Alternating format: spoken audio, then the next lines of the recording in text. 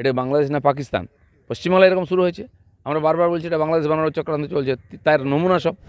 মুসলমানরা বিজেপিকে ভোট দেয় না, পরিষ্কার। কেউ কেউ দেন, আমাদের কিছু কার্যকর্তা আছেন তারা দেন। ইচ্ছাকৃতভাবে হিন্দুদের উৎসব যাতে না হয়, হিন্দুরা রাস্তায় না বেরোয়, শোভাযাত্রা না করে, পুজো না করে, ভয়ের পরিবেশ তৈরি করা হয়েছে। দেখুন, মোদিজি আরএসএসের প্রচারক বহুবার গেছেন নাগপুরে, তখন খবর হতো হ্যাঁ প্রধানমন্ত্রী হিসেবে প্রথমবার যাচ্ছেন, যেতেই পারেন উনি। প্রণববাবু রাষ্ট্রপতি করার পরে ওখানে গেছেন। রাষ্ট্রীয় স্বয়ংসেবক সংঘ বিশ্বের মধ্যে সবচেয়ে বড় স্বেচ্ছাসেবী সাংস্কৃতিক সংগঠন, তারা রাষ্ট্র নির্মাণের কাজ করে যাচ্ছে, তো অনেক লোকই ওখানে আসে, বিদেশি রাষ্ট্রদূত নেতারাও আজকাল সংঘের কার্যালয়ে আসেন জানতে কী করছে। আর মোদিজি এসছেন, সেটা তার সেখান থেকে তার যে সামাজিক কাজের জীবন শুরু হয়েছে আরএসএস থেকে, তো হেডকোয়ার্টারে যেতেই পারেন, সরসংঘ চালকের সঙ্গে দেখা করতে পারেন, এবং কি সংঘের যে নিজস্ব নেটওয়ার্ক সারা দেশে আছে, বিশ্বে আছে, তার যে ফিডব্যাক সেটাও দরকার হতে পারে ওনার। দাদা, অগ্নিমিত্রা পল বলছেন যে আমাদের সংখ্যালঘু ভোটও দরকার, সব ভোটই দরকার। অন্যদিকে শুভেন্দু অধিকারী তিনি বলে থাকেন নো নিড মাইনরিটি ভোট। তাহলে কি দেখুন, পশ্চিমবাংলায় কেন ভারতবর্ষে মুসলমানরা বিজেপিকে ভোট দেয় না, পরিষ্কার। কেউ কেউ দেন, আমাদের কিছু কার্যকর্তা আছেন তারা দেন।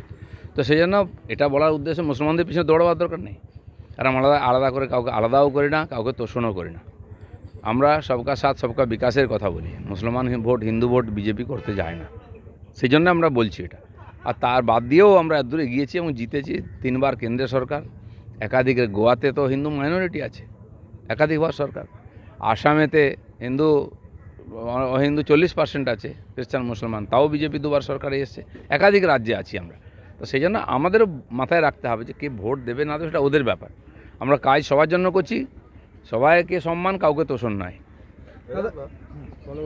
সেটা হলো যে একটা ব্যাংকের সমবায় নির্বাচনে গতকালকে অখিলগিরি তাকে তার সাথে পুলিশে ধাক্কা লাগছে, একটা ব্যাংকের নির্বাচন।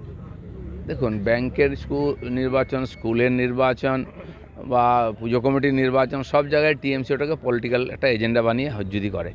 এবং ঠিক আছে, প্রচার করো তোমার মতে, কিন্তু কাউকে ভোট দিতে দেবে না, ভোটারদের ঢুকতে দেবে না, গ্রাম থেকে বেরোতে দেবে না। যত কোঅপারেটিভ নির্বাচন হচ্ছে পূর্ব মেদিনীপুরে দেখুন, ভোটারদের ঢুকতে দেওয়া হচ্ছে না। মুসলিম এলাকায় বুথ করা হবে, গুন্ডারা দাপিয়ে বেড়াবে, কেউ ভোট দিতে যাবে না। মেদিনীপুর টাউনেও তাই করার চেষ্টা হয়েছে, মারপিট। তো এটা কী? আর এমএলএ একজন মন্ত্রী, তিনি গিয়ে ওখানে গুন্ডামি করলে তাকে তো লাঠিপেটা করা উচিত, মারেনি কেন, মেরে বার করে দেওয়া উচিত। এটা কী গণতন্ত্র চলছে?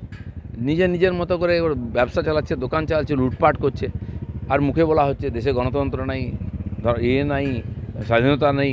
তোমরা কাউকে স্বাধীনতা দিয়েছো এখানে? দাদা, রামনবমী ঘিরে প্রত্যেক বছরই দেখা যায় উত্তেজনার পরিবেশ তৈরি হয়। রামনবমীতে উত্তেজনার পরিবেশ যাতে না তৈরি হয়, তার জন্য কীভাবে চলা উচিত আপনার মতে? তৈরি হয়ে গেছে অলরেডি, আর হিন্দুরা তৈরি করছে না। মালদাতে হয়েছে 3 দিন আগে, কালকে ঝগনা মুর্শিদাবাদে হয়েছে, মেদিনীপুর টাউনে শুরু হয়ে গেছে। ইচ্ছাকৃতভাবে হিন্দুদের উৎসব যাতে না হয়, হিন্দুরা রাস্তায় না বেরোয়, শোভাযাত্রা না করে, পুজো না করে, ভয়ের পরিবেশ তৈরি করা হয়েছে। শোভাযাত্রায় তো আক্রমণ হয়, এখন আগের থেকে শুরু হয়েছে, এবং টিএমসি এগুলো করাচ্ছে যাতে হিন্দুরা একত্রিত না হয়ে, হিন্দুরা একসঙ্গে ভোট দিতে না পারে, ভোট দিতে না বেরোয়, তাহলে ওদের সরকার থাকবে। তো সেই জন্য এই যে জেলায় জেলায় এই ধরনের গণ্ডগোল, ধার্মিক উত্তেজনা শুরু হয়ে গেছে, এটা বাড়বে। কারণ বিজেপি যাতে বা হিন্দুরা যাতে উৎসব না করে, সেই জন্যই ভয়ের পরিবেশ তৈরি করছে। টিএমসির দায়িত্বটা দেখা, সরকারের দেখা। না দেখলে দুই দিক থেকেই হবে উত্তেজনা, তখন হাতের বাইরে চলে যাবে। আপনার মোথাবাড়িতে সুকান্ত মজুমদার যাচ্ছেন, সুকান্তবাবু গেছেন, আমিও যাব ওখানে, দরকার হলে ডিএম অফিস ঘেরাও করব, সব করব আমরা। যেখানে হিন্দুরা সংখ্যালঘু হবে, তারা ধর্ম পালন করতে পারবে না, তারা বাইরে বেরোতে পারবে না, তাদের মা বোনেরা বাইরে বেরোতে পারবে না, তাদের বাড়িঘর ভেঙে দেওয়া হবে, দোকান লুট করা হবে। কেন? এটা বাংলাদেশ না পাকিস্তান? পশ্চিমবাংলায় এরকম শুরু হয়েছে, আমরা বারবার বলছি এটা বাংলাদেশ বানানোর চক্রান্ত চলছে, তার নমুনা সব। তার জন্য যা করার দরকার, সেই ডিএম অফিস ঘেরাও করব, নবান্ন ঘেরাও করব, সব করব। হিন্দুদের উপর অত্যাচার হলে বিজেপি দাঁড়াবে। মুখ্যমন্ত্রী লন্ডন সফর থেকে ফিরলেন। লন্ডন সফর থেকে ফেরার পরে যেটা দেখা গিয়েছে, গতকালই যেটা বলা হয়েছে যে কয়েক সপ্তাহের মধ্যে কলকাতা টু লন্ডন একটি ফ্লাইট চালু করা হচ্ছে। এটা কীভাবে দেখেন? এতদিন চালু করেননি কেন? উনি তো চালু করে ওইখান থেকে লন্ডন কলকাতা ফ্লাইটে করে আসতে পারতেন, কেন এলেন না? চালু হবে কেন? যদি প্যাসেঞ্জার না হয়, কোনো এয়ারলাইন্স কি ফ্রিতে চালাবে? এটা কি দানছত্র নাকি? ওনার সরকার আছে, উনি ভর্তুকি দিয়ে সব করে দিচ্ছেন, দান ধ্যান করছেন। কোনো এয়ারলাইন্স চালাবে আজকাল ফ্রিতে? আজকাল প্রাইভেট এয়ারলাইন্স সব কেউ চালাবে না। আগে তো ছিল, ব্রিটিশ এয়ারওয়েজেরও ফ্লাইট ছিল, বন্ধ করলো কেন ওরা? উনি এখানকার ইন্ডাস্ট্রি ঠিক করুন, এখানকার ইকোনমি ঠিক করুন, লোক যখন ফ্লাইটে চড়বে তখন যাবে। আমি বহুবার দিল্লি থেকে ফেরার সময় এয়ারপোর্টে দেখা হয়েছে বা ফ্লাইটে দেখা হয়েছে। কোত্থেকে আসেন? লন্ডন থেকে, ইউরোপের বিভিন্ন দেশ থেকে। বলে দাদা একটা কলকাতা ফ্লাইট করুন না লন্ডন থেকে, ছিল তো। আমি বললাম হ্যাঁ ছিল তো, বন্ধ কেন হয়েছে? আজকে প্যাসেঞ্জার নেই বলে বন্ধ হয়ে যাচ্ছে, কারণ পশ্চিমবাংলায় ইন্ডাস্ট্রি নেই, লোক আসবে কেন? আর এখানকার লোক লন্ডন যাবে কেন? কজন যায়? কারো ছেলে আছে, তার সঙ্গে দেখা করতে বাবা মা গেল একবার বছরে, 2 বছরে, তাতে কি আর ফ্লাইট চলে?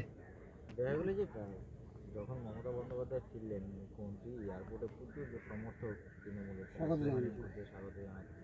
সে তো পয়সা দিয়ে লোক নিয়ে গেলেই হলো। এয়ারপোর্টে স্বাগত যারা গেছিল তাদেরকে জিজ্ঞেস করুন কেন এসছে ওরা স্বাগত, আর দিদিমণি কী নিয়ে এসছেন সেটাও জিজ্ঞেস করুন। একবার তো কটা এমওইউ হলো, কত হাজার কোটি টাকা ইনভেস্ট হবে সেটা তো জানিয়ে দিন একবার, মানুষের জানার ইচ্ছা আছে। কেন আমাদের পয়সা ছাদ্য করছেন বিদেশ গিয়ে? রামনবমীর